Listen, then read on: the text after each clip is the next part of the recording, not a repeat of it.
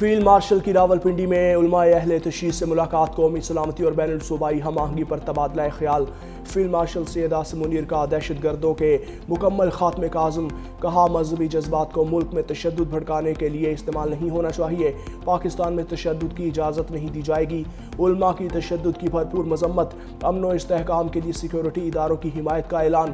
Field marshal نے کہا اتحاد، رواداری اور قومی یکجہتی کے فروغ میں علماء کا کردار کلیدی ہے، غلط معلومات اور فرقہ وارانہ بیانات کے روک تھام کے لیے علماء اپنا کردار ادا کریں۔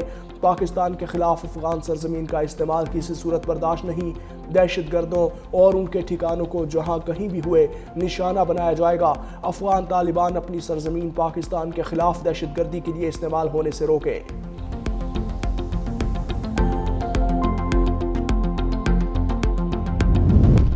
فقہ جعفریہ کے علماء کا استحکام پاکستان کے لیے مشترکہ عزم کا اعادہ۔ مولانا زاہد عباس کاظمی نے کہا قوم افغانستان کی جارحیت پر پاک فوج کے شانہ بشانہ کھڑی ہے، وطن سے محبت ہمارے ایمان کا حصہ ہے۔ علامہ شبیر حسن میسمی نے کہا پاکستان کے لیے قربانیاں دیں اور دیتے رہیں گے۔ مولانا الطاف حسین نے کہا کہ افغانستان کی بلا اشتعال جارحیت کا ہماری فوج نے بھرپور اور مؤثر جواب دیا۔ علامہ عارف واحدی نے کہا کہ ہمارے لیے پاکستان اور پاکستان کی سالمیت سب سے مقدم ہے، پاکستان کی سالمیت کے لیے افواج پاکستان کے ساتھ کھڑے ہیں۔ کراچی میں طوفانی بارش، تیز ہواؤں اور بارش کے باعث جاں بحق افراد کی تعداد 23 ہو گئی، 70 افراد زخمی۔ مواج کوٹ میں دیوار گرنے سے 13 افراد جاں بحق، مائی کراچی روڈ پر پیڈسٹرین پل کا کچھ حصہ گر گیا۔ ایس ایس یو کمانڈوز نے پھنسے ہوئے شہریوں کو ریسکیو کیا، متعدد علاقوں میں بجلی کی فراہمی معطل، اہم شاہراہوں اور نشیبی علاقوں میں پانی جمع، ٹریفک کی آمد و رفت، فلائٹ آپریشن متاثر، سول ایویشن کے چھوٹے طیاروں کی پروازیں پابندی لگا دی گئی، رینجرز ہنگامی حالات سے نمٹنے کے لیے مدد کو آ گئی۔ وزیر اعلیٰ سندھ مراد علی شاہ کا صورتحال کا نوٹس، واٹر اینڈ سیوریج ادارے کو پمپنگ سٹیشنز فعال رکھنے کا حکم، رین ایمرجنسی نافذ، عملے کی عید کی چھٹیاں منسوخ۔ گورنر سندھ نہال ہاشمی کی مجید کالونی لانڈھی آمد، بارش کے باعث دیوار گرنے سے میاں بیوی کے انتقال پر اہل خانہ سے تعزیت، حادثے میں زخمی خواتین اور بچوں کی عیادت کی۔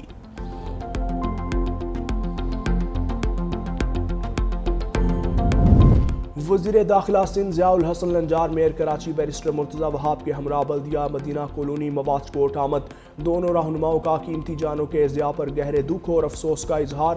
ایس ایس پی کی ماڑی اور دیگر افسران نے جاں بحق افراد اور زخمیوں کو طبی امداد سے متعلق بریفنگ دی۔ میئر کراچی نے کہا زخمیوں کو بہترین طبی سہولیات فراہم کی جائیں۔ سندھ کے سینئر وزیر شرجیل اینا میمن کا مواج کوٹ واقعے پر گہرے دکھ اور افسوس کا اظہار، کہا مواج کوٹ میں دیوار گرنے سے قیمتی انسانی جانوں کا نقصان ہوا، ریسکیو اور ریلیف ادارے امدادی سرگرمیوں میں مصروف ہیں، صفائی ستھرائی اور نکاسی آب کے نظام کو بہتر بنانے کے لیے ہنگامی اقدامات شروع کر دیے۔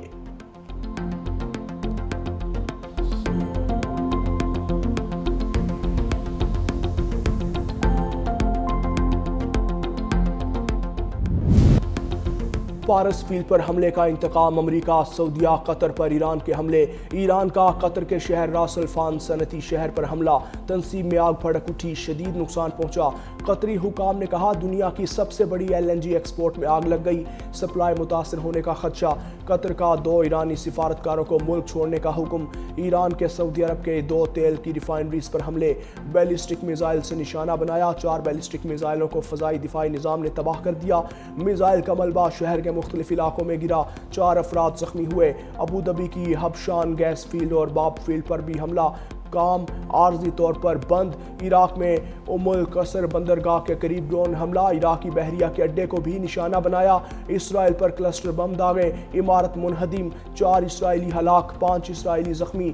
مغربی کنارے پر میزائل ملبہ گرنے سے 4 فلسطینی خواتین بھی جاں بحق ہوئیں۔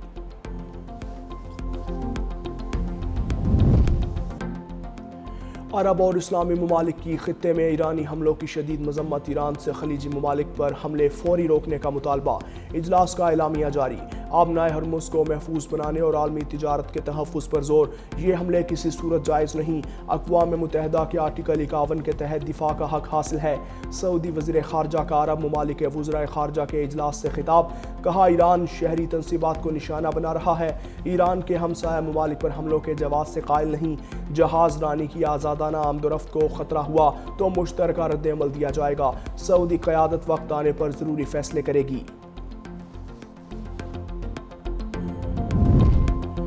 اسرائیل کے پارس گیس فیلڈ پر حملے کے بعد 25,000 ملین مکعب فٹ گیس کے پیداوار معطل۔ دنیا کی سب سے بڑی پارس فیلڈ ایران اور قطر کی مشترکہ ملکیت ہے۔ صدر پزیشکیان نے کہا کہ توانائی تنصیبات پر حملے صرف پیچیدگیاں پیدا کریں گے، دنیا کے لیے صورتحال قابو سے باہر ہو جائے گی۔ پاسداران انقلاب نے واضح کیا، ایرانی توانائی شعبے پر دوبارہ حملہ ہوا تو خلیجی ممالک کی توانائی تنصیبات تباہ کر دیں گے۔ خلیجی ممالک یاد رکھیں، ہمارے حملے مزید سخت ہوں گے۔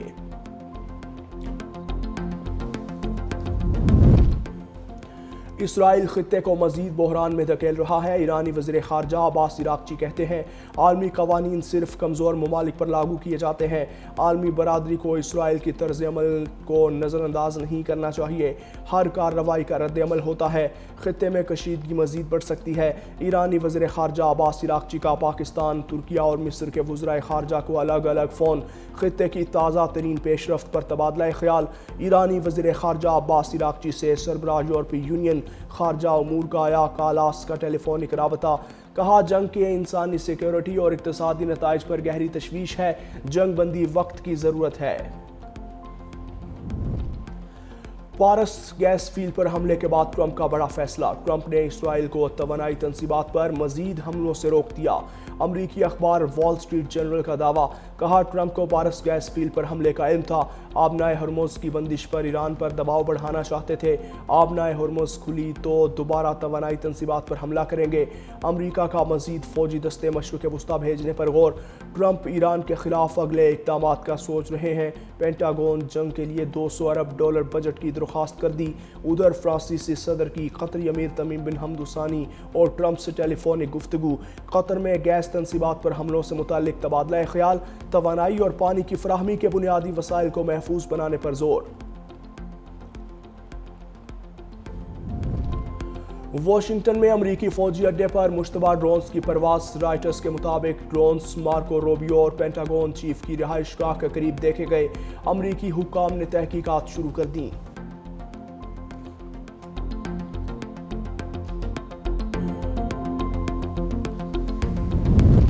اسرائیل کے ایران پر حملے۔ لبنان میں بھی کارروائیاں۔ بیروت میں ایک عمارت تباہ، 45 افراد جاں بحق۔ مشرقی لبنان کے شہر چاد کے قریب اسرائیلی فضائی حملہ، 4 افراد جان سے گئے۔ لبنانی میڈیا کے مطابق اسرائیل نے چاد شہر میں رہائشی گھر پر فضائی حملہ کیا۔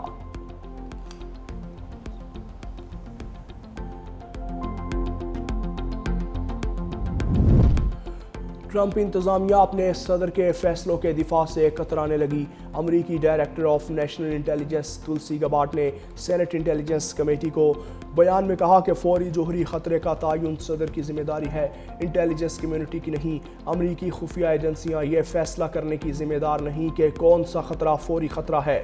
ایران میں جوہری افسودگی کی صلاحیت کو دوبارہ بڑھانے کا ارادہ موجود ہے۔ انٹیلیجنس کمیونٹی نے ایران کے جوہری پروگرام پر معلومات صدر کو فراہم کی۔ فوری خطرے کا فیصلہ سیاسی قیادت کا ہے۔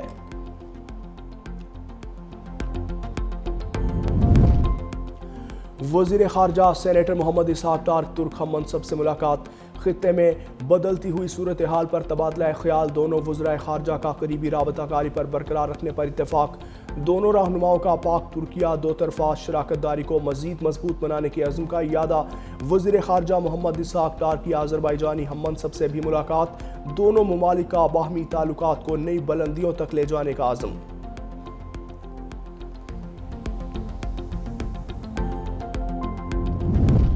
صدر آصف علی زرداری نے اہم قانون سازی کی منظوری دے دی۔ متعدد ترمیمی بلز کی توثیق۔ پاکستان سٹیزن شپ ترمیمی بل 2026، اخباری ملازمین کے سروس قوانین میں ترمیمی بل کی منظوری۔ زکوٰۃ و عشر ترمیمی بل اور قومی آرکائیوز ترمیمی بل بھی منظور۔ پاکستان کے نام و اعلانات کے غیر مجاز استعمال کی روک تھام کا ترمیمی بل بھی منظور۔ نیا Pakistan housing and development authority ترمیمی بل اور پیمرا ترمیمی بل 2026 کی بھی منظوری دے دی۔ دانش یونیورسٹی اسلام آباد بل اور بلوچستان کوٹا پر اعزاز اسلم ڈار کو FPS کا ممبر مقرر کرنے کی منظوری۔ صدر مملکت کی جانب سے سول اعزازات کی منظوری، پروفیسر سرور محمد خواجہ کو ستارہ امتیاز دینے کا اعلان، راشد ملک اور زین العابدین احسن بھی ستارہ امتیاز کے حقدار قرار۔ صدر نے عید الفطر اور یوم پاکستان پر قیدیوں کی سزاؤں میں خصوصی رعایت کی منظوری دے دی۔ وزیر اعلیٰ سندھ مراد علی شاہ کی زیر صدارت کراچی میں پانی فراہمی منصوبوں پر اہم اجلاس۔ وزیر اعلیٰ سندھ کی بڑے آبی انفراسٹرکچر منصوبوں پر کام تیز اور بروقت تکمیل یقینی بنانے کی ہدایت۔ Karachi water and sewerage services improvement project کو شہر کے پانی کے نظام میں بہتری کے لیے کلیدی کردار دیا۔ اجلاس میں پانی کی قلت، سپلائی نظام کی بہتری اور لائن لاسز میں کمی پر بھی غور۔ وزیر اعلیٰ کا کہنا تھا کہ بڑھتی آبادی کے پیش نظر جدید، مؤثر اور پائیدار واٹر سپلائی سسٹم ناگزیر ہے۔ شہریوں کو صاف پانی کی فراہمی صوبائی حکومت کی اولین ترجیح ہے۔